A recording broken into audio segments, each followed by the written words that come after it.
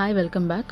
ஒரு சின்ன தாளிக்கிற கரண்டியில் ஒரு 2 டீஸ்பூன் எண்ணெய் விட்டுருக்கேன். அதில் ஒரு 3-4 பூண்டை வந்துட்டு நல்லா தட்டி சேர்த்துட்டு அதை வந்து கொஞ்சம் நல்லா ஃப்ரை பண்ணிக்கலாம். கொஞ்சம் முறுமுறுன்னு வர வரைக்கும் ஃப்ரை பண்ணணும். ஃப்ரை பண்ணதுக்கப்புறம் இப்படி கலர் சேஞ்ச் ஆகும். அடுப்புலேருந்து எடுத்துகிட்டு திரும்ப அதே எண்ணெயில் ஒரு 4 வரமிளகாய் வந்துட்டு சேர்த்து தீய விடாமல் வதக்கிக்கலாம். கருகிடக்கூடாது. ஜஸ்ட் கலர் சேஞ்ச் ஆனதை எடுத்துகிட்டு திரும்ப அதிலே ஒரு 2 டேபிள் ஸ்பூன் அளவுக்கு தேங்காயை பொடி பொடியாக கட் பண்ணி சேர்த்துக்கிறேன். சேர்த்து நல்லா வதக்கிக்கலாம். அந்த தேங்காயோட ஸ்மெல் வரும், அது வரைக்கும் வதக்கணும். இப்போ இதுலேயே ஒரு கொத்தளவுக்கு கருவேப்பிலை சேர்த்து நல்லா ஃப்ரை பண்ணிக்கலாம். ரொம்ப நேரம் போட வேணாம், ஜஸ்ட்டு கொஞ்சம் மொடமொடன்னு ஆனதை எடுத்துடலாம். இப்போ இதுலேயே 1 டீஸ்பூன் சீரகம் சேர்த்துக்கிறேன் அதே எண்ணெயில். அது கூடவே சீரகத்தை வறுத்துட்டு 1/4 கப் அளவுக்கு வறுத்த வேர்க்கடலை தோல் நீக்கி எடுத்து வச்சுருப்போம் இல்லையா, அதை சேர்த்துக்கலாம். சேர்த்து ஜஸ்ட் சும்மா ஒரு தடவை கிண்டிட்டு இந்த சூட்டில் லைட்டாக காமிச்சிட்டு அடுப்புலேருந்து எடுத்துடலாம். இப்போ இது எல்லாத்தையுமே வந்துட்டு நான் மிக்ஸி ஜாரில் சேர்த்துக்கிறேன். கடைசியாக வந்து 1 டேபிள் ஸ்பூன் அளவுக்கு உளுத்தம் பருப்பு சேர்த்துக்கிறேன். சேர்த்து நல்லா மிக்ஸ் பண்ணி கொஞ்சம் கலர் சேஞ்ச் ஆனதுக்கப்புறமா அதையும் மிக்ஸி ஜாரில் சேர்த்து நல்லா கொரப்பாக அரைச்சி எடுத்துக்கலாம். ரொம்ப பவுடர் ஃபார்ம் வேண்டாம். ஒரு மாதிரி எண்ணெய் ரிலீஸ் ஆகும் பீனட்லேருந்து. ஸோ அது வந்து ரொம்ப கெட்டியாகிடும். ஸோ கொஞ்சம் கொரப்பாக அரைச்சிக்கலாம். இப்போ தாளிப்புக்கு எண்ணெய் விட்டு ஒரு 1/2 டீஸ்பூன் கடுகு, 1/2 டீஸ்பூன் உளுந்தம்பருப்பு, ஒரு கொத்த கருவேப்பிலை சேர்த்துக்கிறேன். தாளிக்கிறது வந்துட்டு எண்ணெய் கொஞ்சம் கூட சேர்த்துக்கலாம். அப்போ தான் சாதத்தில் சேர்க்கும்போது கொஞ்சம் கரெக்டாக இருக்கும். இப்போ நான் வடித்த சாதம் வந்துட்டு ஒரு 2 கப் அளவுக்கு எடுத்திருக்கேன்.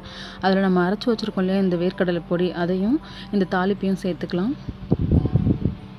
சேர்த்துட்டு நல்லா வந்து லைட்டாக மிக்ஸ் பண்ணி விட்டுட்டு இதிலேயே தேவையான அளவுக்கு உப்பு, சாதத்துக்கு தேவையான அளவுக்கு உப்பு சேர்த்து நல்லா கையால் கலந்து விட்டுக்கலாம். கலந்துட்டு ஒரு 1 டீஸ்பூன் அளவுக்கு நல்லெண்ணெய் சேர்த்துக்கிறேன். ஏன்னா சாதம் சாப்பிடும்போது நல்லாயிருக்கும். ஸோ 1 டீஸ்பூன் அளவுக்கு நல்லெண்ணெய் சேர்த்து கையால் நல்லா மிக்ஸ் பண்ணி வச்சுங்க. பாருங்கள், ரொம்பவே டேஸ்டி அண்ட் ஹெல்த்தியான வேர்க்கடலை சாதம் ரெடி. ஸோ அதை கண்டிப்பாக ட்ரை பண்ணி பாருங்கள், ரொம்ப ஹெல்த்தியும் கூட. அண்ட் முள்ளங்கி பொரியல் பண்ணுறதுக்கு நான் 3 டீஸ்பூன் எண்ணெய் விட்டுருக்கேன் கடாயில். 1 டீஸ்பூன் கடுகு சேர்த்துக்கிறேன். அதில் கடுகு உடஞ்சதும் 1 டீஸ்பூன் உளுந்தம்பருப்பு, ஒரு 1/2 டீஸ்பூன் போல் சீரகம் சேர்த்துக்கிறேன். 2 டீஸ்பூன் அளவுக்கு கடலைப்பருப்பு சேர்த்துக்கிறேன். 2 பல் பூண்டு வந்து தட்டி சேர்த்துக்கிறேன். ஒரு கொத்து கருவேப்பிலை. இப்போ எல்லாத்தையும் சேர்த்து நல்லா ஒரு தடவை வதக்கி விட்டுக்கலாம்.